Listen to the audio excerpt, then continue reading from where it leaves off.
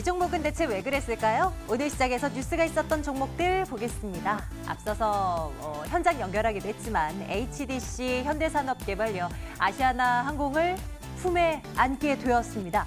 주가 궁금해요. 지금 상승폭을 좀 많이 줄이긴 했는데요. 1.8% 정도의 상승 기록되고 있고요. 아시아나항공, 아시아나 IDT 등등의 상승세는 지금도 이어지고 있는 거 확인하고 또 가겠습니다. 컴투스, 오늘 게임주들의 상승세가 잇따르고 있는데요. 컴투스는 서머너즈워 글로벌 시장에서 히트를 친 이 게임으로 인해서 누적 매출액이 2조 원이 돌파했다라는 얘기가 전해집니다. 오늘 장에서 좀 강하게 탄력을 받는데요. 5% 넘는 상승 기록되고 있고요. 한화 에어로스페이스도 보겠습니다. 3분기 실적이 수치상으로 좀 부진했다 이런 얘기도 있지만 그래도 시장에서 예상을 했던 것보다는 괜찮은 결과치가 전해집니다. 앞으로 항공 엔진 부품, 방산 부문으로의 수출이 증가하면서 4분기까지는 좀 어렵고 내년부터는 괜찮을 것이란 전망이 나오는데요. 오늘은 4% 정도의 반등 주면서 진행이 되고 있습니다.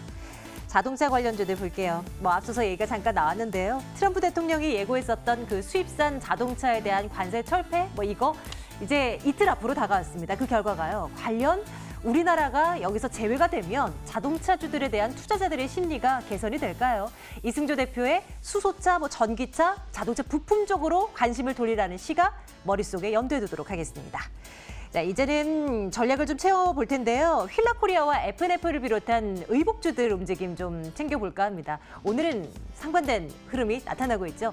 의류업계 얘기를 들어보니 날씨가 오늘은 꽤 많이 쌀쌀해졌는데 일찌감치 추워지질 않아서 지금 마진이 높은 것들이 판매가 안 된다라면서 울상입니다. 그런데 이 시장 분위기와는 관계없이 주가는 또 갈 길 제갈 길 가는 F&F도 있고요. 많이 떨어진 휠라코리아도 있고요. 오늘 장에서 특히 낙폭 두드러지고 있는데 어떤 시각에서 봐야 될지 점검해 보도록 합니다. CJ제일제당 어닝 서프라이즈를 기록합니다. 오늘 7% 넘는 급등으로 진행되고 있는데 대응 전략 챙길 거고요. 또 삼성전자의 갤럭시 폴드가 그렇게 여전히 잘 팔리고 있다는 소식이 있잖아요. 중국에서도 완판 행렬, 관련주들의 상승세가 또 이어지고 있는데 대응 방법 한번 고민해 보도록 하겠습니다. 네, 프라임스택 정태근 팀장과 함께 종목 이야기 나눠볼게요. 팀장님 어서 오세요. 네, 반갑습니다. 네, 안녕하세요. 폴더블 폰 관련주, 갤럭시 폴드 관련주 등등해서요. 오늘 네. 많이 올라가는 종목들이 보이더라고요. 실질적으로 길게 놓고 봤을 때 진짜 많이 급등을 했던 종목들이에요. 근데 쉬지를 않습니다. 어떻게 할까요? 따라 붙어야 되는지 고민이 되네요. 일단 앞으로를 본다라면은 지금의 상승을 가지고 만족을 하면 안 될 것 같지 않나라는 생각이 좀 들어요. 네. 네. 왜냐하면은 지금 삼성전자도 이제는 가로로 접었다 이제 세로로 접는 폴더블폰까지 나온다는 네. 얘기를 하고 있는데, 네. 그러니까 어찌 보면은 폴더블 폰이 트렌드 쪽으로 갈 가능성이 상당히 높다라는 얘기겠죠. 그리고 삼성전자뿐만 아니라 화웨이라든지 그리고 모토로라든지 글로벌 그 스마트폰 업체들이 이제 앞으로 폴더블 폰을 계속해서 만들 건데, 그렇다면은 이제 중요한 것은 예전에 그 말씀 한번 드린 것 같아요. 일단 출고가 되게 되면 기대감에 대한 부분은 일단 선반영이 됐고, 이제 중요한 것이 이게 판매량까지 연결이 될 것인가 그 부분을 보자고 말씀드린 기억이 있거든요.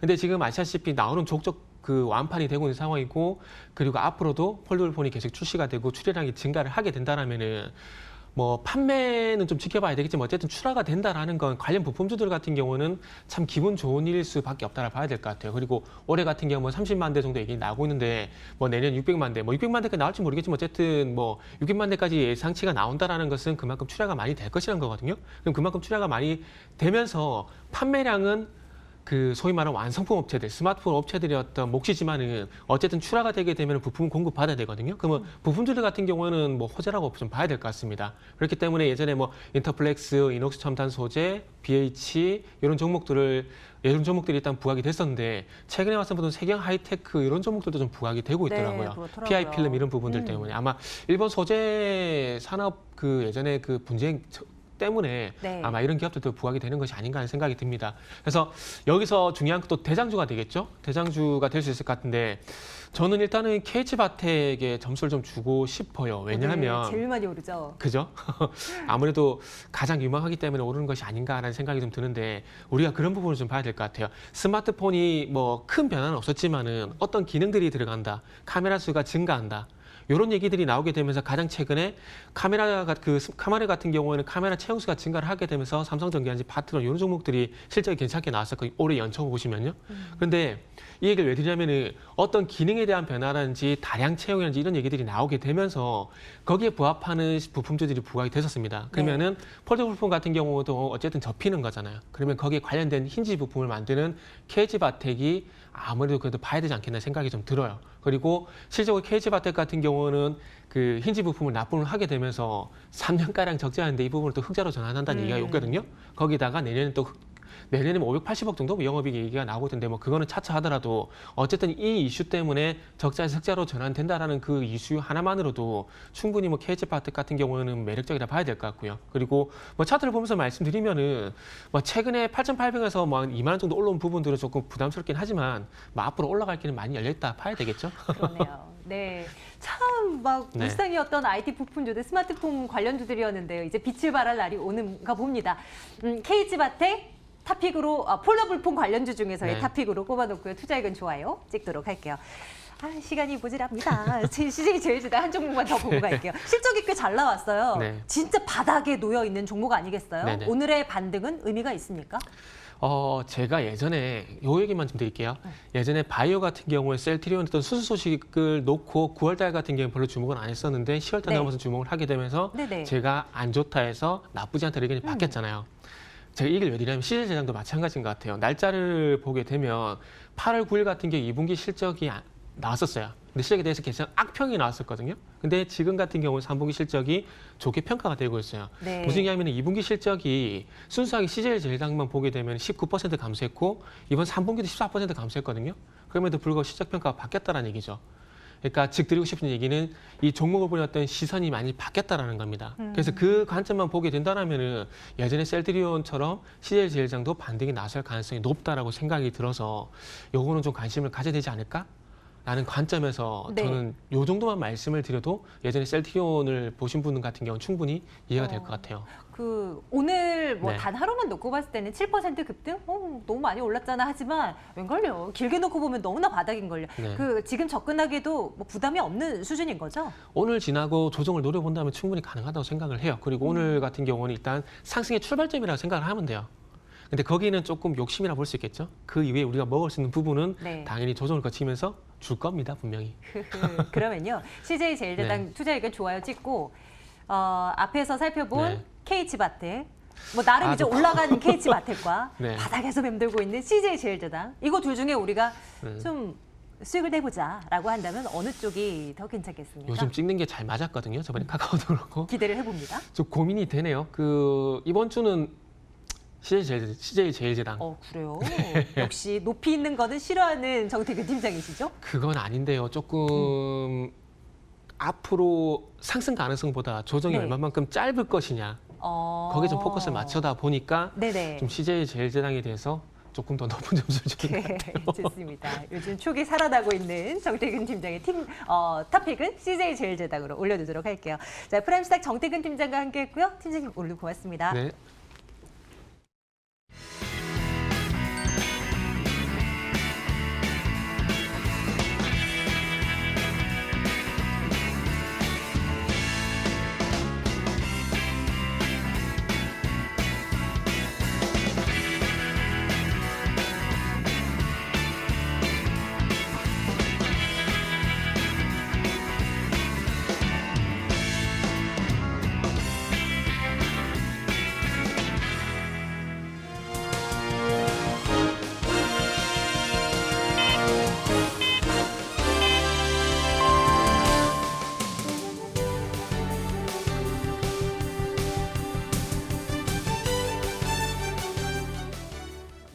(11월 12일) 화요일에 거래가 마쳤습니다. 그래도 오랜만에 좀 지수가 안정을 보인 국내 증시입니다.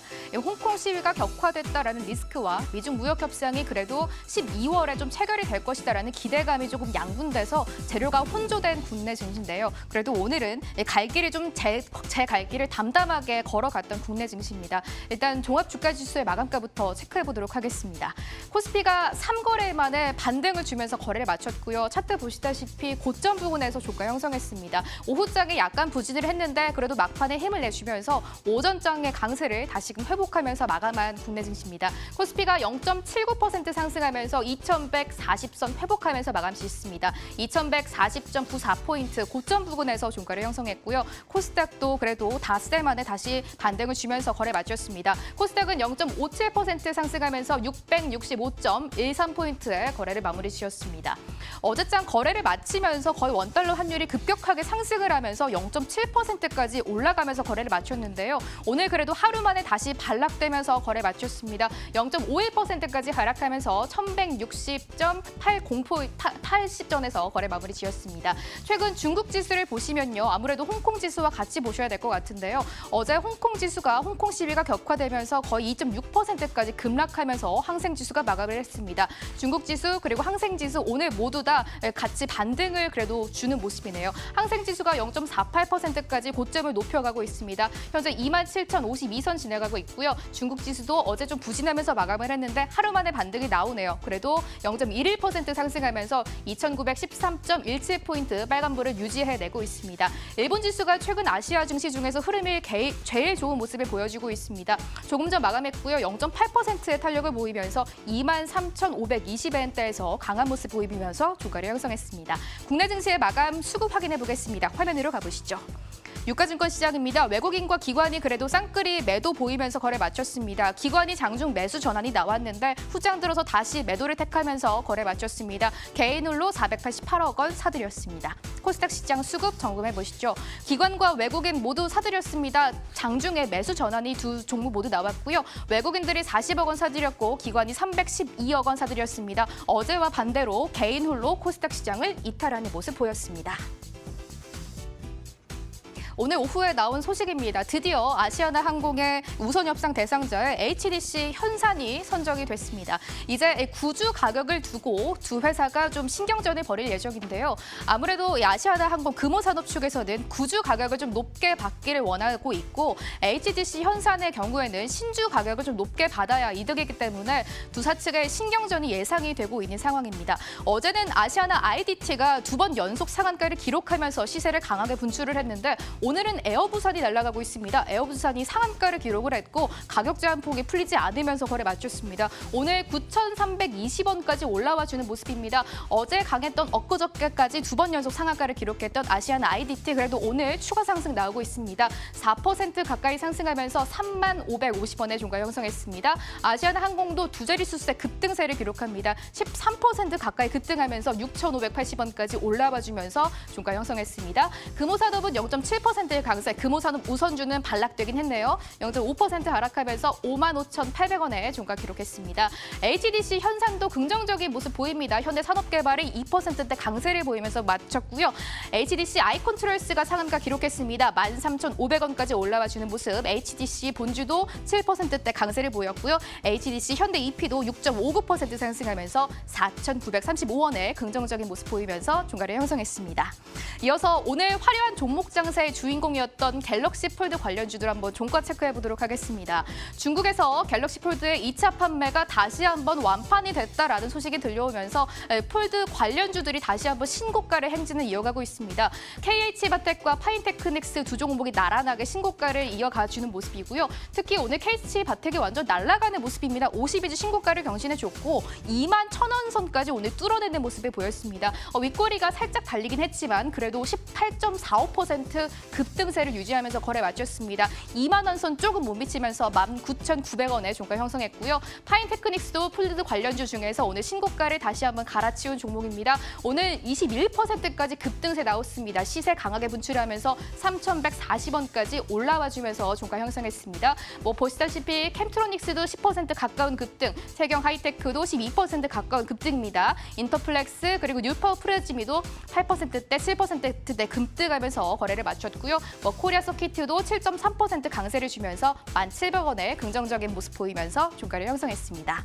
어제 굉장히 강했던 테마주입니다. 이낙연 국무총리 관료주가 어제 굉장히 좋았었는데요. 오늘은 다시 한번 시세가 좀 반락되는 모습이 보였습니다. 어제 남선 알미늄이 52주 신고가를 기록을 하고 어제 상한가를 기록하면서 맞췄던 종목이었는데요. 보시다시피 어제 장대 양봉이 나왔고 대량 거래가 수반되는 점이었는데요. 오늘은 반락되는 모습을 보였습니다. 좀 남선 알미늄의 특이점이 오늘 출발은 괜찮았습니다. 다시 한번 52주 신고가를 경신해주면서 긍정적으로 출발을 했는데 장중 반락이 나왔고 3.4% 하락하면서 4,965원에 종가 형성했습니다.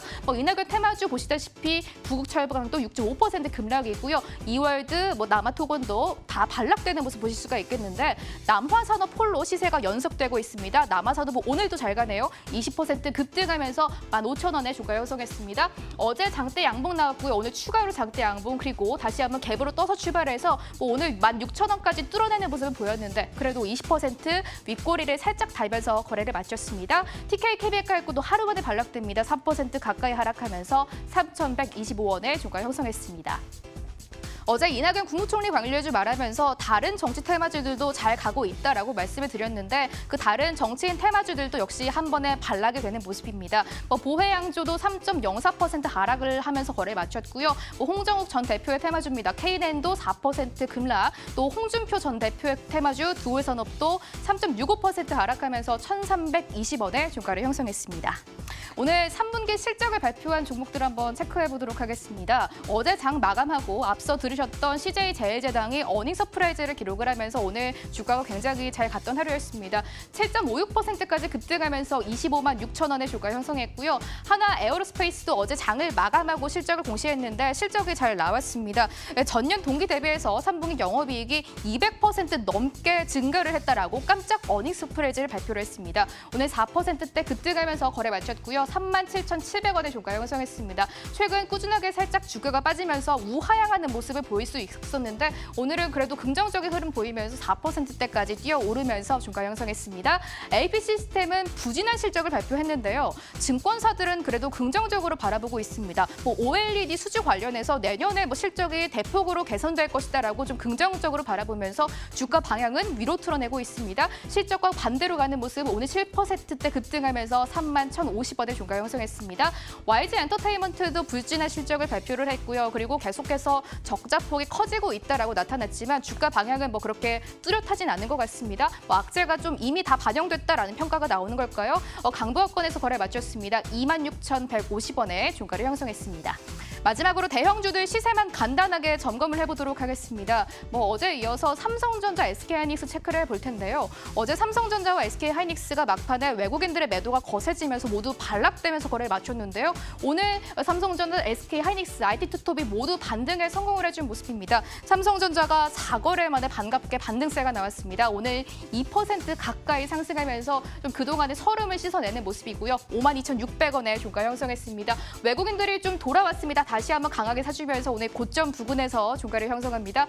SK하이닉스도 3거래 만에 반등이 나옵니다. 오늘 2.3%까지 강하게 튀어오르는 모습이고요. 83,000원 선 다시 회복했습니다. 역시 고점 부근에서 종가 형성합니다. 83,200원에 종가 형성하고요. 오늘 기관들이 좀 강하게 이끌어주는 모습, 외국인들도 동반해서 매수를 택하고 있습니다. 현대차가 1.6% 강세를 보이면서 125,500원에 종가 형성했습니다. 미국의 앞으로의 그 관세 부과에 대해서 좀 기다리면서 그래도 기대감이 나타나고 있는 모습이고요. 현대위아가 52주 신고가 기록해주면서 오늘 강하게 튀어오릅니다. 6.07%까지 급등하면서 장대 양봉 나왔습니다. 역시 고점 부근에서 종가 형성했습니다. 현대위아가 54,200원에 종가 형성했습니다. 이렇게 화요일의 마감 상황 자세하게 정리해드렸습니다.